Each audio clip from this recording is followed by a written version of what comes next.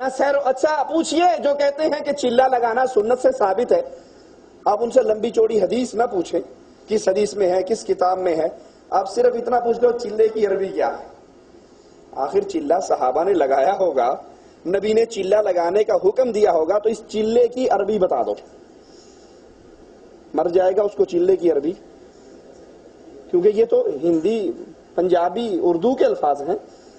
جس بھائی کا یہ دعویٰ ہے کہ چلہ لگانا سنت رسول اللہ ہے صلی اللہ علیہ وسلم، اسے کو بھائی میرے نبی کو اردو تو نہیں آتی تھی نا، عربی آتی تھی، آپ نے حکم دیا ہوگا کہ چلہ لگاؤ، تو اس چلے کو عربی میں کیا کہتے ہیں؟ موٹی سی بات۔ تیسرا مسئلہ جو یہاں بیان کیا بھائی نے وہ یہ کہ وہ صبح 10 منٹ 15 منٹ کے لیے روزانہ فضائل اعمال سے درس دیتے ہیں۔ فضائل اعمال مولانا محمد ذکریہ صاحب کی کتاب ہے۔ اب یہ کتاب لکھنے والا ایک انسان بشر جو غلطی سے پاک، جو معصوم کون ہے؟ محمد الرسول اللہ۔ تو دین اسلام نام ہے دو چیزوں کا، کتاب اللہ اور سنت رسول اللہ۔ اس کے بعد نبی کی بات کے بعد کسی کی بات میرے اور آپ کے لیے حجت نہیں ہے اگر وہ نبی صلی اللہ علیہ وسلم کی بات سے ٹکرا رہی ہو۔ سائل نے آ کر کہا تھا اس مسئلے میں کیا کہتے ہو؟ جواب دینے والے صحابی نے کہا اس مسئلے میں رسول اللہ صلی اللہ علیہ وسلم کا یہ فرمان ہے۔ سائل کہتا ہے میرا گمان ہے کہ ابو بکر و عمر نے تو یوں کہا تھا اس مسئلے میں۔ کہا قریب ہے آسمان سے تم پہ پتھروں کی بارش ہو جائے، میں کہتا ہوں محمد الرسول اللہ صلی اللہ علیہ وسلم نے یوں کہا، اور تم جواب میں کہتے ہو ابو بکر و عمر نے یوں کہا۔ کسی انسان کی بات اگر اللہ کے رسول صلی اللہ علیہ وسلم سے موافق نہیں، ٹکراتی ہے، وہ کتنی بڑی ہستی ہو، وہ کتنی بڑی ذات ہو، وہ کتنا بڑا شیخ اور مرشد اور امام ہو، اس کی بات کو جوتی کی نوک پہ رکھ کے ٹھکرا دیا جائے گا، کیونکہ اتباع کے لائق کون ہے؟ محمد الرسول اللہ۔ فضائل اعمال کو آپ پڑھ لیجئے، بے بہا جگہ پر آپ کو ایسے ایسے عقیدے ملیں گے جن عقیدوں کی تعلیم نہ قرآن میں ہے نہ محمد کریم کے فرمان میں ہے۔ اس میں ایک جگہ پر لکھتے ہیں مولانا ذکریہ صاحب کہ ہمارے ایک بزرگ تھے عبدالعزیز دباغ، ان پڑھ تھے، امی تھے، پڑھے لکھے بالکل نہیں تھے، لیکن جب کوئی ان کے سامنے گفتگو کرتا اس کی بات سن کر بتا دیتے کہ اس نے قرآن پڑھا ہے، اس نے حدیث قدسی سنائی ہے، اس نے حدیث رسول سنائی ہے، اور اس نے جھوٹ بولا ہے۔ خود ان پڑھ تھے، بالکل چیٹے دھلے ہوئے ان پڑھ، توتا ان پڑھ، لیکن جس کی بات سنتے سنتے بتا دیتے اس نے قرآن پڑھا، اس نے حدیث پڑھی، اس نے آیت پڑھی، اس نے جھوٹ بولا۔ ان سے پوچھا مولانا یہ کیسے بتا دیتے ہو؟ کہا بولنے والے کی زبان سے جب جملہ نکلتا ہے اس میں سے نور نکلتا ہے، قرآن کا نور الگ ہے، حدیث کا نور الگ ہے، حدیث قدسی کا نور الگ ہے، اور جھوٹ کا اندھیرا ہے، جھوٹ سے پتہ لگ جاتا ہے اس نے جھوٹ بولا۔ اب کان یوں نہ پکڑو، یوں کر کے پکڑ لو۔ ثابت کیا کیا حضرت نے کہ ہمارے بزرگ کو بولنے والے کی بات سے پتہ لگ جاتا تھا یہ سچ ہے یا جھوٹ، تو یہ علم غیب نہیں تو اور کیا ہے؟ رسول اللہ صلی اللہ علیہ وسلم کے سامنے آپ کی موجودگی میں، آپ مدینہ میں موجود ہیں، عائشہ موجود ہے، عائشہ پر تہمت لگ رہی ہے، اور لگانے والے منافقین ہیں، کچھ بھولے مسلمان بھی ساتھ بے علمی میں شکار ہو چکے ہیں۔ اللہ کے نبی صلی اللہ علیہ وسلم ان کے بولنے سے کیوں نہیں پہچان لیتے کہ تم جھوٹ بول رہے ہو؟ سوال، یہ عقل اللہ نے بڑی پیاری چیز دی ہے، اس کو استعمال کرو۔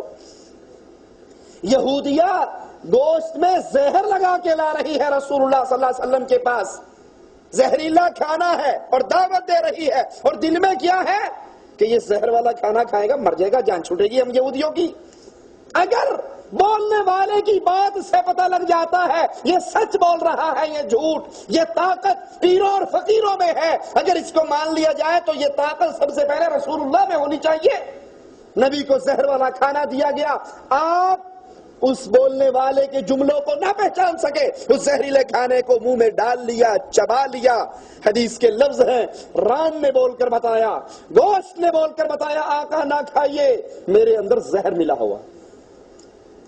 مولانا زکریا صاحب جس اپنے بزرگ کو علم غیب سپرد کر رہے ہیں، یہ غیب کی خبر رسول اللہ کے پاس تو نہیں تھی، مگر اللہ کے نبی کے پاس آئے، اپنے لیے تبلیغ کے لیے قراء مانگے، علماء مانگے، آپ نے صحابہ کو روانہ کیا اور وہ شہید کر دیے گئے۔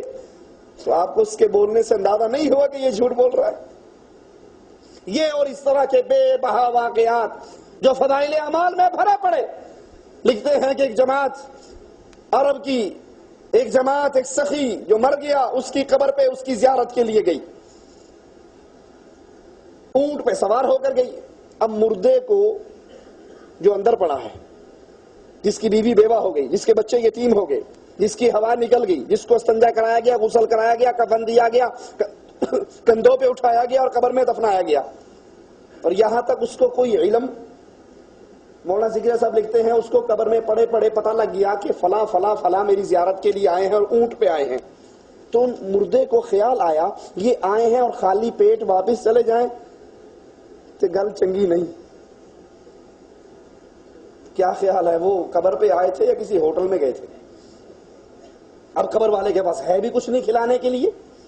اس قبر والے نے خواب کے اندر صاحب اونٹ سے سودا کر لیا، کنے دا بیچنا ہے، میرا اصیل اونٹ گھر میں کھڑا ہے، وہ تو لے لے، یہ مجھے دے دے، تم آئے ہو خالی پیٹ چلے جاؤ تو مجھے نہیں اچھا لگتا۔ لفظ لکھے ہیں مولانا زکریا صاحب نے کہ قبر والا اٹھا، قبر والا اٹھا اور اس نے اونٹ کو ذبح کر دیا۔ کلا بندہ انہیں اٹھ لمبا پا لیا، کلے بندے نے اینا ڈاڈا سی تھے، سنجا کسی اور کو کیوں کروایا؟ اتنی طاقتوں والا تھا تو کفن پہناتے وقت 4 بندوں نے کیوں اس کو چادروں میں لپیٹا، خود کیوں نہیں پہن لیا؟ یہ جب 4 اٹھے، انہوں نے دیکھا اونٹ ذبح ہوا پڑا ہے، اس کا گوشت بنایا، کھایا پیا، واپس جا رہے تھے تو سامنے سے ایک نوجوان آ رہا تھا، تم میں فلاں ابن فلاں کون ہے؟ انہوں نے کہا جناب میں ہوں۔ کہا تم نے قبر والے کے ہاتھ پہ کچھ بیچا تھا؟ کہا ہاں، خواب میں اونٹ کا سودا ہوا تھا۔ کہا میں اس کا بیٹا ہوں، اس نے مجھے حکم دیا ہے اگر حلال دیں تو میرا اٹھونو دے دے، تو یہ اونٹ میں تمہارے لیے لایا ہوں، یہ لے لو۔ قرآن حکیم مالک عز و جل کا کلام مبارک 2 ٹوک فیصلہ کر رہا ہے، سنیے، جو مر کے قبر میں دفن ہو گیا، اموات غیر احیاء وما یشعرون ایان یبعثون، جو قبر میں دفن ہو جائیں یہ مردے ہیں، زندہ ان کو نہیں پتا۔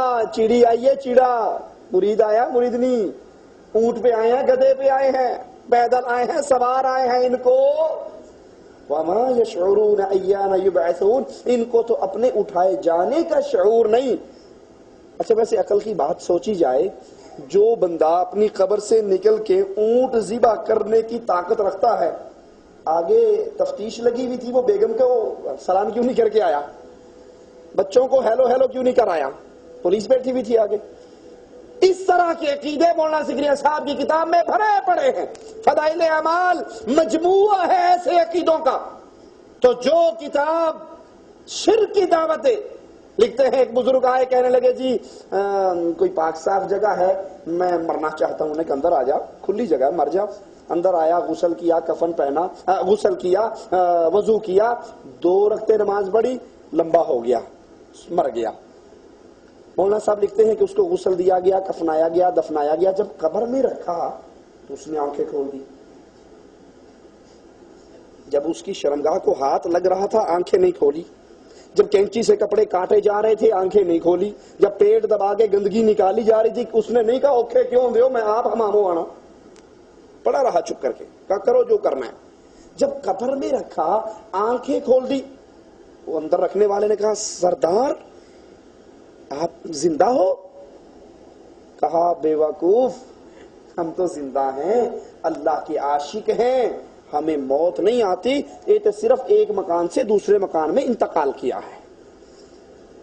اور اللہ اپنے نبی کے بارے میں اعلان کر رہا ہے، قرآن سنا رہا ہے، انک میت، اے نبی آپ کو موت آنی ہے، وانہم میتون، دنیا میں جو آتا ہے وہ